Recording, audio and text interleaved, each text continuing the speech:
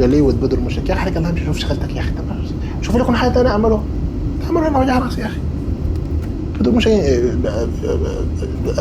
حركه الله ما تخلونا نقول لكم كلام ما كويس انتوا المسلمين مش ود بدر مش انتوا المسلمين خلاص عليك الله خلينا بسمع ود بدر نسال الله سبحانه وتعالى انه يحشرنا مع ود بدر ما يحشرنا معاكم انتوا حيجيبها خلاص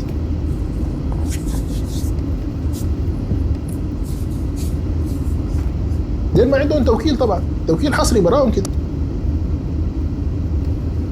واحد يصحى من النوم يجيب له مينوكسيديل يعملوا في دقنه عشان تقوم ويمشي على الترز التحت يقصر بنطلون يجي يعذبنا يعني حكى الله مش عارف انت اول حاجه عارف ليه روحك ليه رقبتك جاب جزول محترم مدين اطلع على امهات الكتب ثقف نفسك وعلم نفسك بعدين تعال تتكلم يا اخي.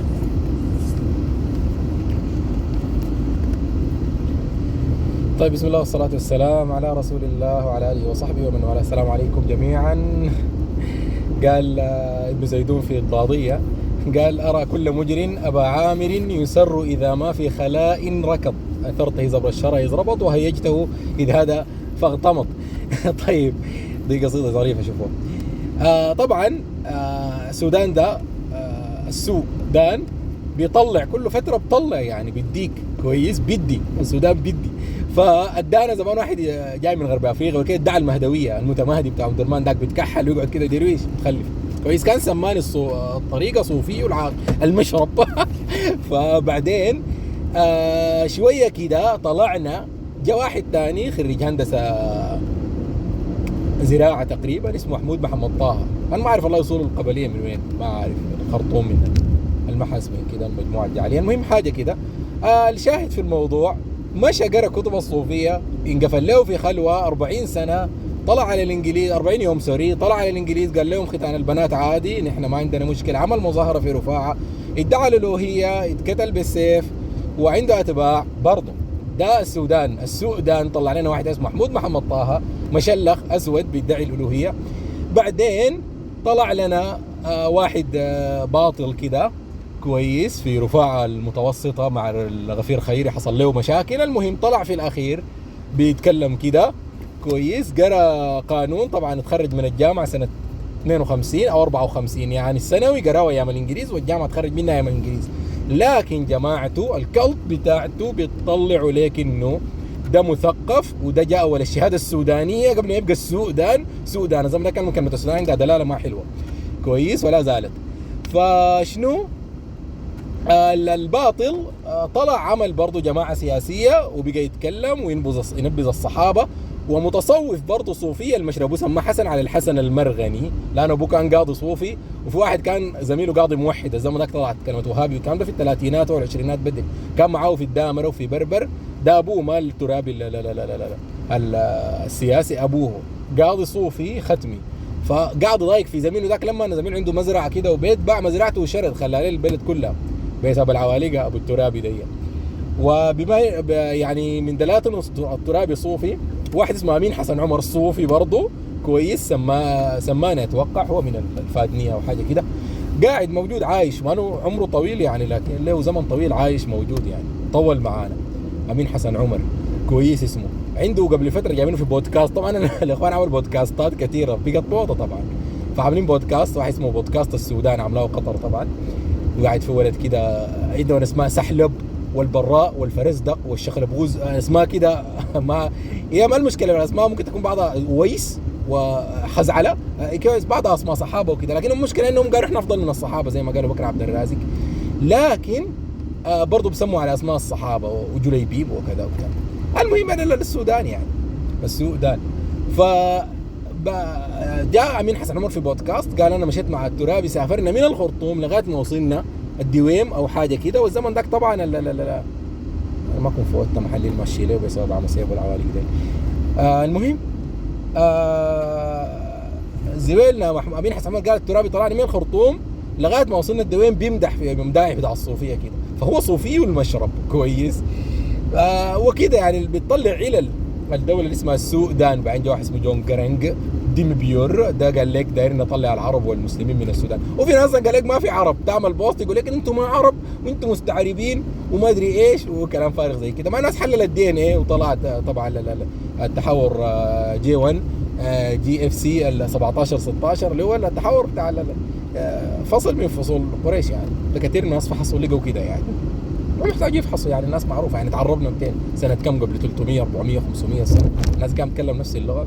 بالعكس كنا يعني انقى عرقيا يعني. المهم جانا الليله واحد كادر بتاع حزب شيوعي سوداني، ولد للاسف احنا ده استبشرنا به. تلقوا فيديوهات تحت، وانا ما بسيء الظن بالزول من الاول يعني، نقص وطبز ويتبنى سرديه الكيزان بتاعت انه زم الفقير مع الجنجويد وكده، وده كله انا فوتته في سبيل انه احنا هاي فعلا الدوله دي بشكل هذا ما بتنمو. كفرنا طبعا احنا بمفهوم دوله السودان دي، والمفروض تتقسم. طبعا المجتمع الدولي سالت شات جي بي تي ما بيسمح بانك تقسيم تصير دول منفصله، لانه التقسيم ده بيشجع جماعات. انا اسال شات جي بي تي انت وشوف النتيجه كويس.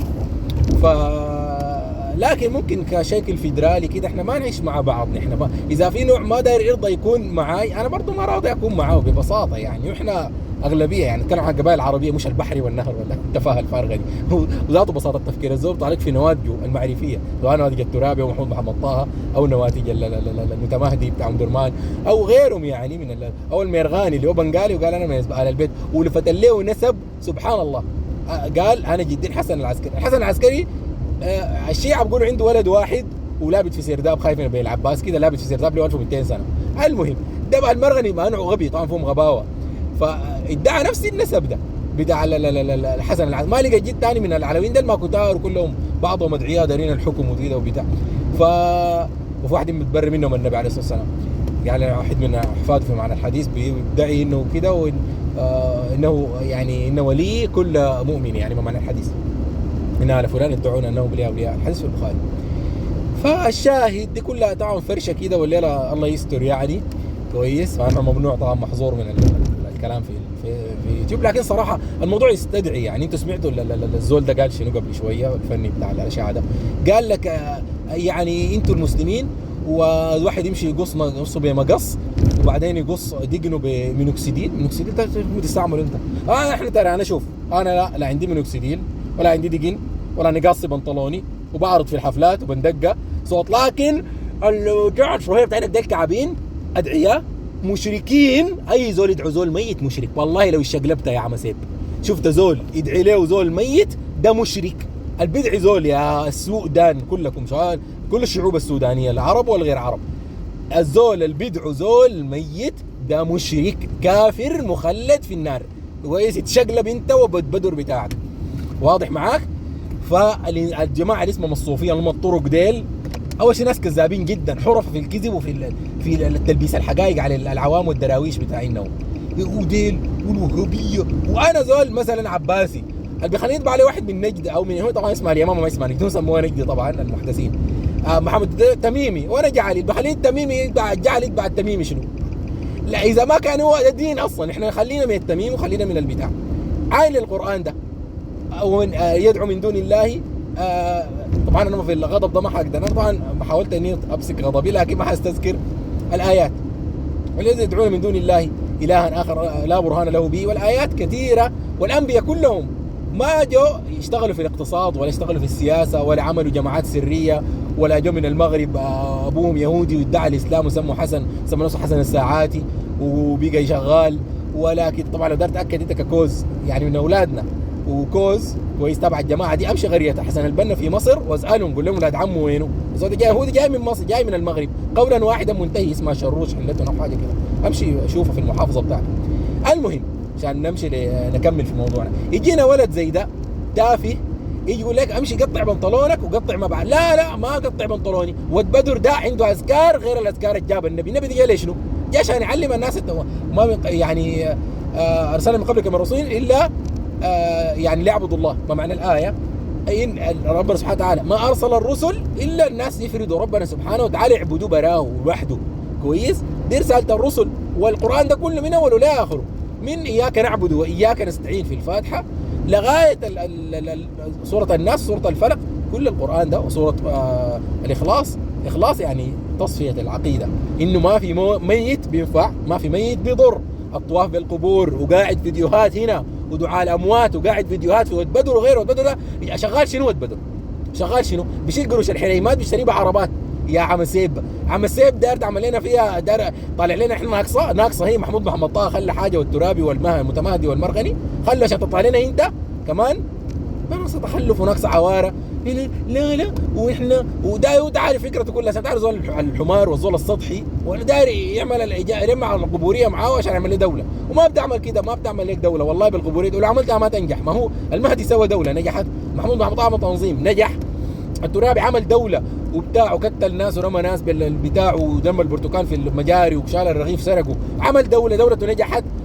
فشلت، جاب معه ناس بن لادن والغنوش ولملم جماعته كلهم اللي في العالم واداهم جنسيات سودانيه وبتاع، ما نجحت دولته، ما بتنجح. شوف دوله من غير عقيده ما بتنجح، واحنا كعرب قبائل عربيه في السودان ده ما دايرين تاني تصوف عندنا، فهمت؟ من الاخر كده انت بصوفتك بابو عركي بتاعك بالعركيين بتاعينك والله تترمي برا كويس، ما عندنا. ولا ما نكون دايرين نسوي دوله عمرك كنت داقر في الزغاوه زيك كده، بتعرف بنسويها كيف، والزمن جاي والايام جايه. فالمهم من الاخر كده الود بدر بتاعك ده عنده قبر، النبي قال، النبي سيد الخلق سيدك وسيد ود بدر وسيد سيدكم ذاته، قال ما يبنوا فوق القبور شبر كده بس، ما تبني فوقه زياده تاني، ما تاخذ فوقه سرج لمبات. قال شرار الخلق عند الله يوم القيامه الذين يبنون على القبور يتخذون عليها السرج كما في المعنى الحديث. فديل بيعملوا عليه لمبات عشان يلقطوا زي زمان لان الديانات طبعا احنا الحمد لله يعني ما بيزعل منه مثقف ولا قاري ولا كده، مع انه في مجالات معينه كده زي التاريخ وغيرها ما في كتاب يتكتب فيها ما قريناه، ولكن بنقول انه الديانات القديمه اول زمان الفراعنه ولا الاشوريين وكده بيعملوا معبد بيحطوا مظلم ويخطوا فيه اسود بقابلات كده، وتجي داخل انت في الظلام ده عشان العامي في عوام بسيطين زي في وحده بدر ذات حريم سالوين الفاتحه اقرا الفاتحه والرسول اسمه ما يعرف انه. فقبورتك ده عندنا واحد زمان صحفي عادي يا زول زي كده سطحي، سأل امه بتمشي ناس اسمه الشيخ الجعلي، طبعا ممكن ما جعلي ولا حاجه، المهم بعد زول مشرك ده ما بيشرفنا اصلا في كدباس، بتمشي 23 سنه وكل سنه بتمشي الحوليه بتجيب لها قطعه قماش كده بتقطعها من التابوت تجيبها معاه في الحله.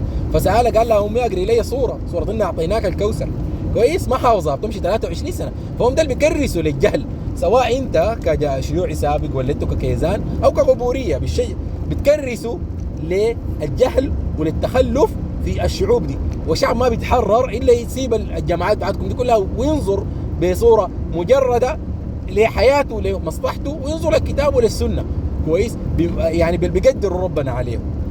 لكن تجي داير تعمل لي الجماعه والجماعه اتباع والله ناس اخونا فريد وغيره ناس محترمين وقالوا لك الزول ده ما صوفي والزول ده ما كده، لا ده صوفي وما شرط يكون صوفي لازم يلبس اخضر في اخضر ويلفلف مقتلك بن حسن عمر صوفي. وطبعا نتكلم برضه عن المعتقل بتاع الثلج اللي كان بينكروا كيزان العالم اتحدوا، يا كيزان العالم اتحدوا، قالوا ما في حاجه اسمها الثلاجه في المعتقلات. قال ابن حسن عمر في المقطع قال هي في حاجه اسمها الثلاجه وعملها قوش وتسجن فيها قوش كويس.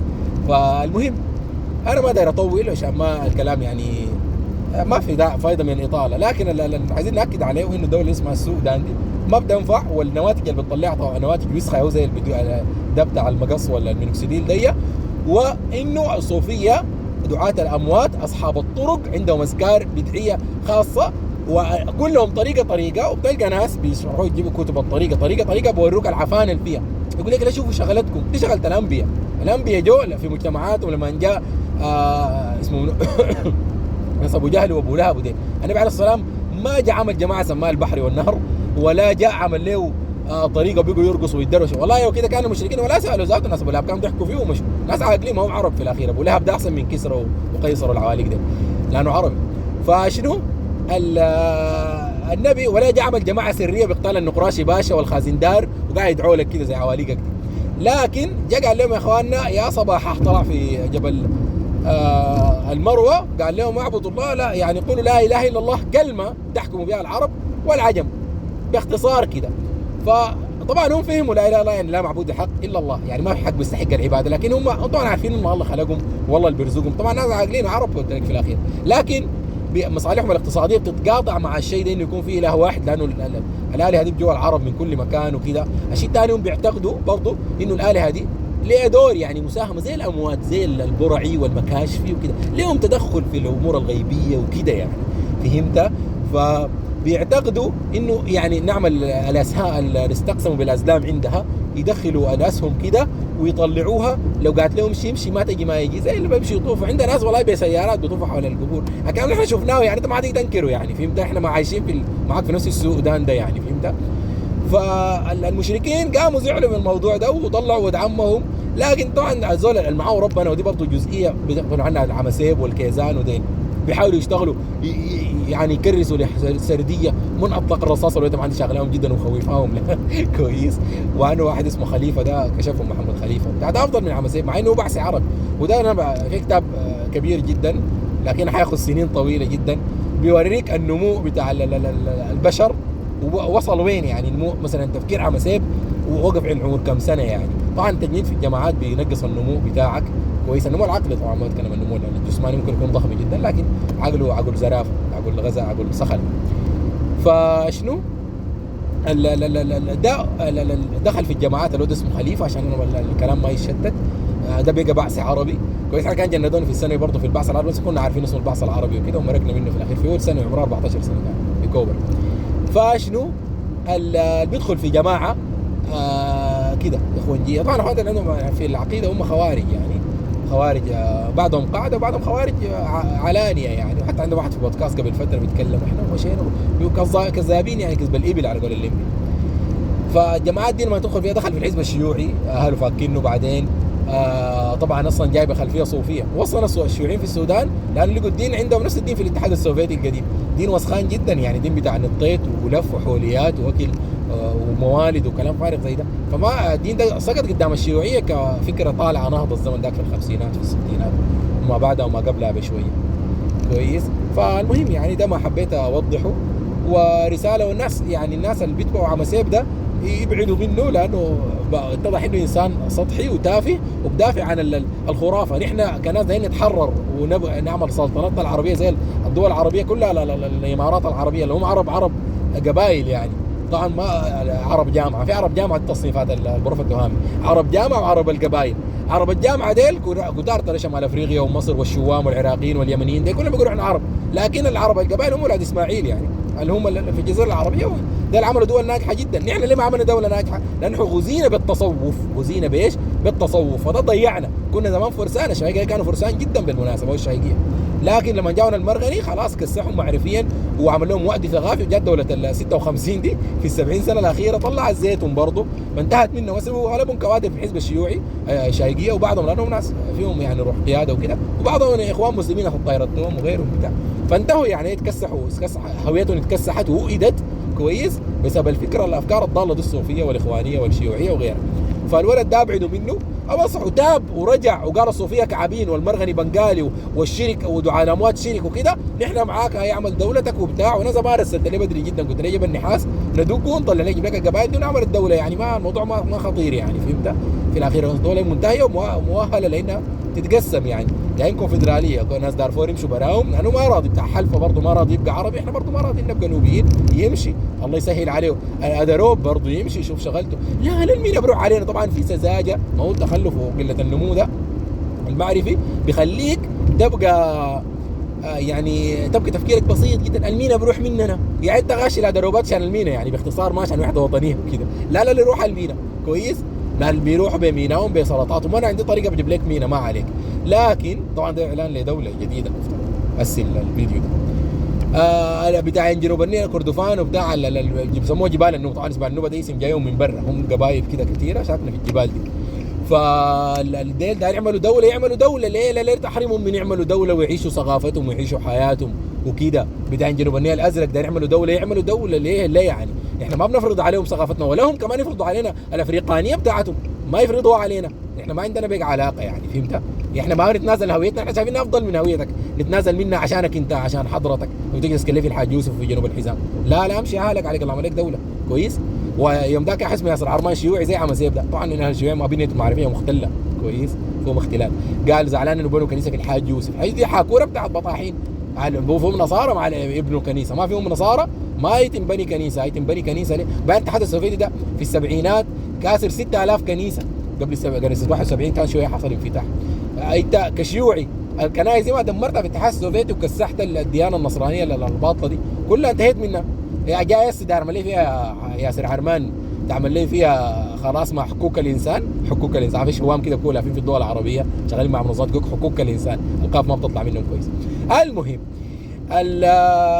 الشيوعيين والكيزان وبالإضافة للشعوبيين من الإثنيات اللي قاعدة في دولة السودان، شوفوا شغلتكم من الآخر كده.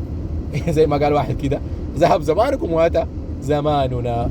كويس. ونحن ما بنمشي بالبحر والنهر، نحن بنمشي بالشارع العديل. كويس. وكذلك أصحاب الطرق ده يشيلوا نوباتكم وطاراتكم وقبابكم وابقوا مارقين، امشوا مصر، امشوا المغرب، امشوا الدول اللي بتتبناكم. واحنا طبعا سبحان الله العرب دي ما بيحبوا الديانه الملولوه، الديانه بتاعت العواليق ما بتنفع مع العرب كله زمان جدي، مع انهم بيحترموا يعني هو في نفسه ما موحد يعني بالمعنى انه كده قاري عقيده والمفهوم ده، لكن ساي بيشوفوا الناس عطاله والله بيجي بنبذهم يمشي ناس ما سوى بدر ده اصلا تابع للشيخ بدر اللي قبل 400 سنه اللي هو جدنا. كويس. في جوز بدر هناك في المتمه. جدنا وتكوني بيجي بينبذوا بفوت وبتاع. شايفهم الناس دراويش سايف. العرب ما بينفع معهم الدروشه والعواليق يا عم سيب افندي.